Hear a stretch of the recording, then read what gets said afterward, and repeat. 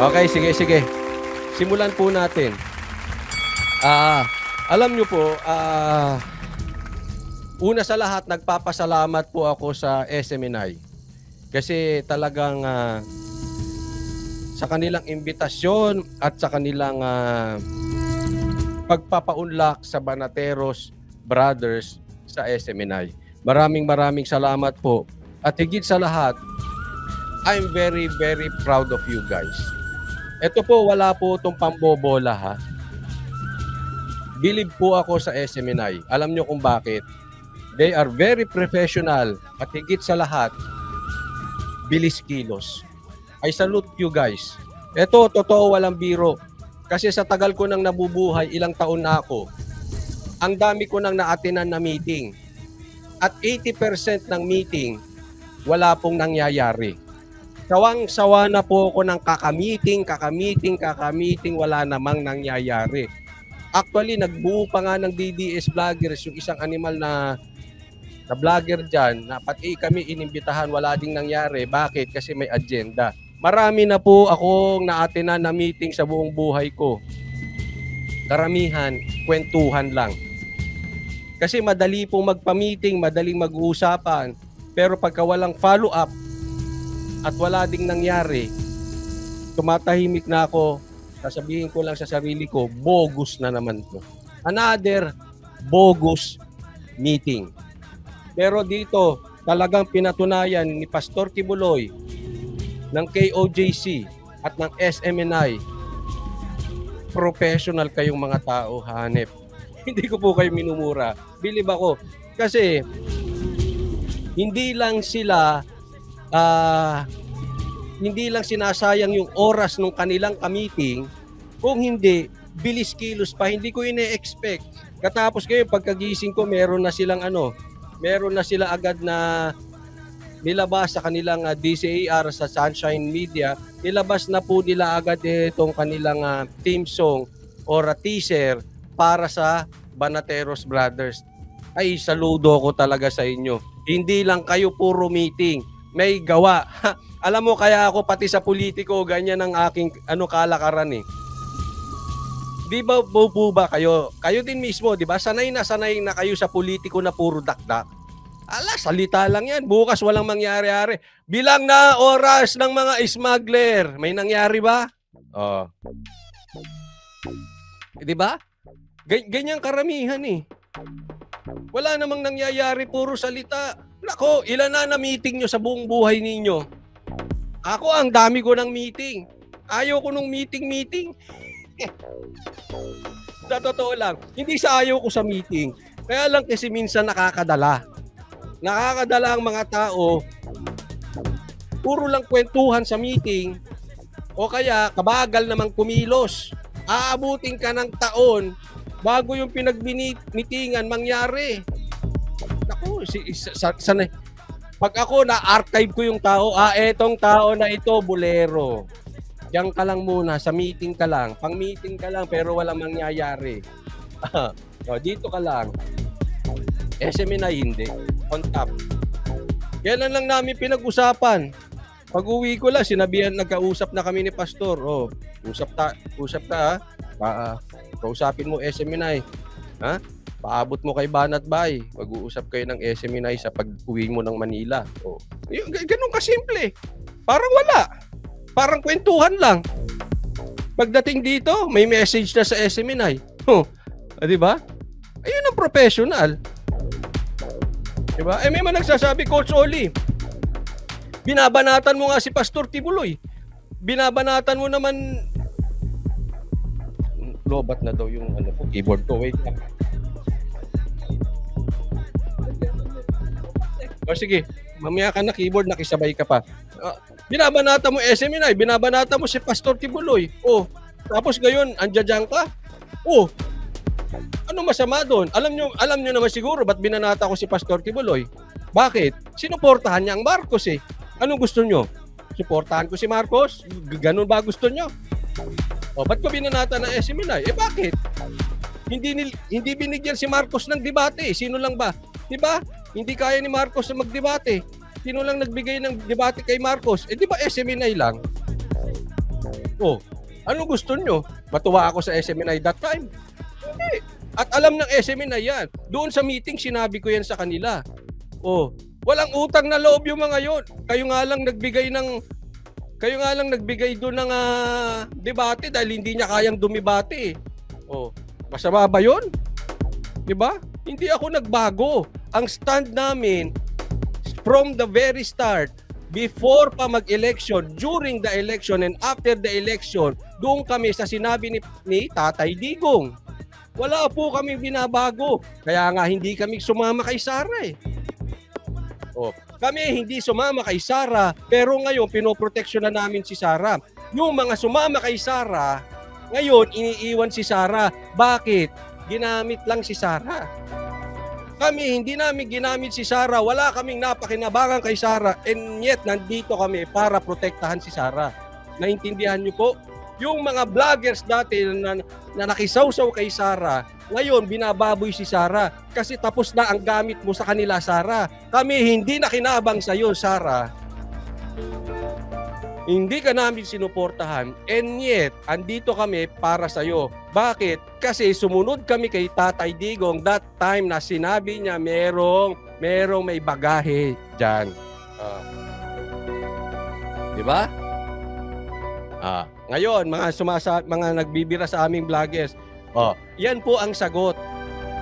Kasi bago pa kami patawag sa Davao, pinupuri ko na po ang SMNI, pinupuri ko na po si Kibuloy, hindi because bumaligtad kami. Hindi. Dahil pinagtatanggol na po ni Pastor Kibuloy, si Tatay Digong at si BP Sara. Pinagtatanggol po ng SMNI si Tatay Digong at si Sara. Kaya before pa may Davao, pinagtatanggol na namin. Not because pumunta lang kami ng Davao. I'm talking about myself. So maliwanag po yun. Pwede nyo i-check yung live ko kung ako po ay nagsasabi ng totoo o totoong totoo. Ay, Jay Guevara, shout out sa iyo ha. Welcome ha. DDS na ba? DDS ka na, Jay Guevara? O shout out sa iyo ha. Di po ba? Hindi po kami nagbabago ng statement. Ang support namin nasa Duterte. Sila po ang nagbago. Kasi tapos na ang pakinabang sa kanila ni BP Sara. Kaya si sip-sip yung mga vloggers na yun sa admin. Makakasuhan eh. Di ba? But again, salute sa SMNI. Hindi lang kayo puro meeting, hindi lang kayo puro kwentuhan, may nangyayari pa sa inyo. Talaga. Ang bilis pa ng kilos, hindi ko ina-expect. Actually, sa sobrang bilis nila, si Banat Pai ba ang umatras? Kasi dapat bukas na kami mag-i-start. Sabi ni Banat Pai, wag muna. Magja-Japan ako eh. After Holy Week na. So, ganun po kabilis ang SMNI. Malupit po sila. Talaga. At ine-expect ni Banat Pai once a week lang. Gusto ng SMNI every day. Ayaw din ni Banat Pai, twice a week lang daw. Busy siya, busy. Okay, so kami po nananatili na sumusuporta higit sa lahat sa Duterte. Hindi po namin binababoy ang Duterte, yung mga yan. And up to now, naggikan sa masa pa nga, sinuportahan. Doon pa rin, walang po magbabago. Salute sa inyo SMNI dahil ginigipit kayo dahil kay Tatay Digong, dahil sa gikan sa masa, yan po ang Bagyag Boys. Ngayon, ang tanong, sabi ni Samdul, ang totoo ngayon pa lang na-realize ng SMNI na maayos ang Banateros, hindi Banateros ang nagbago. Correct. Oo. Kasi kami naman gusto namin dalhin sa debate si Marcos Prinotektahan ng SMNI. Di sa banata namin SMNI, natural. Kahit ngayon kaklasiko si Atty. Vic. Kaklasiko, again, sinasabi ko, kabarsity ko pa, binanatan ko. Not because galit ako sa kanya. Hindi ko siya personal. Pero kasi, trabaho po yun Dahil gusto namin mag-attend si Marcos ng debate. Yan dalawang nag-protect dyan si Atty. Vic tsaka SMNI di ba? Kaya maraming salamat. Pero ang tanong, eto po. Paano na yan, Coach Oli? Pinapasara SMNI. At sa ngayon, talagang lalo nilang hahabulin. Kasi yung mga inggit na vloggers na nasa kabilang kampo, lalo nilang tatawag na sarado ang SMNI at ang kanilang prangkisa. Ito masasabi ko, nasa legal team po ng SMNI yan, hayaan ko silang humayos. Pero ito po, komento ko dyan. Magpapatuloy po ang SMNI at Banateros kahit sarahan nyo po ang SMNI. Bakit kanyo? Kasi po, social media po, padadaanin ng SMNI. Okay? Ngayon, hindi ko alam kung diktador kayo, nadiktahan na di umano ang Meta. Kaya nga naka-shadow ban ng mga DDS doon. Grabe, ang bulusok. In 3 months, nakakuha po ako ng 50,000 subscribers. Grabe po ang bulusok ng YouTube. Ang Facebook pabagsak. Halatang halata, naka-shadow ban po kami. Naka-shadow ban ang mga DDS vloggers. Yan. So, kahit anong mangyari, sarahan nyo yan. Ewan ko na lang kung pasasarahan nyo pa yung YouTube. Pero kung pasasarahan nyo pa rin ang YouTube, mga diktador kayo. Diktador kayo. Takot kayo mga duwag. Diba? Ewan ko lang. But anyway, kahit sarahan nila SMNI, ang Banateros magtutuloy. At ako, as for myself, kahit pigilan ng SMNI, ibo-broadcast ko, SMNI, you are welcome to my channel. Broadcast nyo yung channel. Babanata natin yan. Ngayon, except na lang, pag pati channel ko pinasara, grabe na silang kadiktador. Pero hindi nila maaawat ang SMNI kung hindi sila diktador. Malalaman natin kung diktador talaga ang pamahalaan na to o hindi. Kasi kung pati si YouTube pakikialaman nila na si Meta nga ay napakialaman na, aba ewan ko na lang sa inyo. Ewan ko na lang. Gusto nyo ba sa diktador na pamahalaan?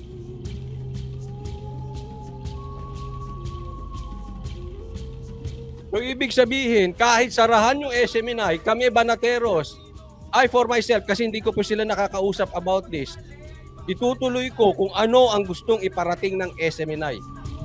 I don't need the credit. Kaya nga, kahit sarahan nyo yan, sabi ko, okay lang, tuloy pa rin kami. And kung kailangan ng serbisyo ng SMNI, sila naman ang ilabas ko sa channel ko. I really don't care who will get the credits. Ako nga, kahit sabihin na, mga Banateros, magaling yan, si Coach Kulelat, okay lang, walang problema. Ay, si Coach Oli yung pinakakulelat sa DDS vloggers, walang problema. This is not about me. Ito is about doon sa pinaglalaban natin na una ay press freedom. Press freedom po. Press freedom. Hindi nyo kami pwedeng busalan. Okay? And I really don't care kung asaan ako sa hanay ng mga Banateros, sa mga DDS vloggers, etc. Wala akong pakialam. Kaya nga sabi ko nung campaign, di ba, nung kinampaign po namin si Yorme Isko, kahit pansinin ako ni Isko o hindi ako pansinin, kahit hindi niya na ako kakilala, kahit magkasalubong kami, hindi niya ako walang problema. Ang ipinaglalaban natin yung alam nating tama. So hindi ko kailangan ng credits. Please give all the credits to them. Kasi sinasabi nila na hindi, kahit sarahan nyo, walang problema. Basta kami, yung bunganga namin magtutuloy-tuloy. Ngayon, kayo na dumikta, kayo na humusga kung may diktador. Diba? Wala eh. Hirap na, alam mo, hirap na kami sa Facebook. Hirap na hirap. Walang growth sa Facebook. Sana matauhan ng Facebook dito. Matauhan ng Meta kasi, napolitika. Lahat ng bagay, lagi ko pong sinasabi to. Lahat po, mamaya po pag-usapan natin yung statement ni DG Bantag. Lahat po ng pinasukan ng politika kay negosyo, kay pamilya, kay simbahan, kay lahat, basta nabababoy. Sumagot. Masaya ba kayo para sa Banatero? Sa mga manunood ng replay, huwag niyo pong kalimutan. Sagutan niyo rin po ito. Masaya ba kayo para sa Banateros na parte na ng SMNI? Tumagot, 96%. Yung mga hindi masaya, 4%. Sa mga hindi naman masaya, naunawaan ko po, kanya-kanya po kayo. No? Sana lang po, hindi kayo masaya sa Banateros, sa SMNI, hindi po dahil sa inggit. Sana magkaisa-isa ang mga DDS vloggers at sana wag na rin yung mga Ensimada vloggers, wag na kayo mainggit. No? Dapat nga kahit anong kulay natin, nagsasama-sama tayo na ipinaglalaban ang press freedom. Hindi dapat binubusalan. Diba? Hindi dapat ganun eh. Kasi kahit kayo ay parte nila, kayo ay sang-ayon at hindi kayo oposisyon, kahit sang-ayon kayo sa smuggling o kung ano mang, kung saman kayo sang-ayon sa kabilang kampo, dapat hindi kayo pumapayag na binubusalan ang media. So mag-inggit, pikit na lang po iwasan po natin ang inggit. You can check naman ito, check your heart. Kung may inggit po, di ba? You can check naman hindi ka makakapagsinungaling sa Diyos. Kasi pag kayo na nag-usap, alam mo sa sarili mo kung may bahid na inggit, kaya kagalit sa Banateros. Diba? Ngayon, kung naloloko mo pati sarili mo, ibig sabihin, grabe ka ng kasinungaling. Kasi pati kasinungalingan mo, pinapaniwalaan mo. May ganun pathological liar. Pati kasinungalingan nila, pinapaniwalaan na nila. Ayan.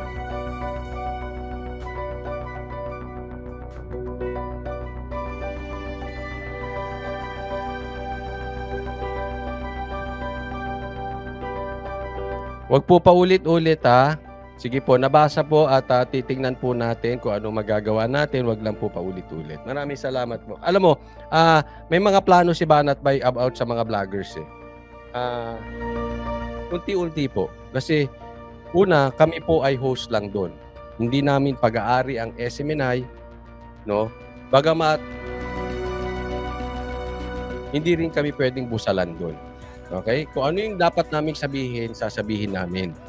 No? Ganyan din naman ang sinabi namin sa Saksi, ganyan din ang sinabi namin sa Remate, at ngayon ganyan din ang sinabi namin sa SMNI. Kung ano sasabihin namin, sasabihin namin. Pero, syempre, hindi pwede magmura. No? Hindi na pwede yung vlogger style. Syempre, mainstream na to. Pero yung dapat mong sabihin, nasasabi mo pa rin. No? Hindi naman kami papaawat sa sasabihin nila. Pero isa lang ang mapapangako ko sa inyo, SMNI. Tandaan nyo po ito Pako-comment sa SMNI. Pinapangako ko po, SMNI. Hindi po ako magbabagsak ng mic. Iingatan ko po ang inyong mic at hindi po ako magdadabog. Promise ko yan. No.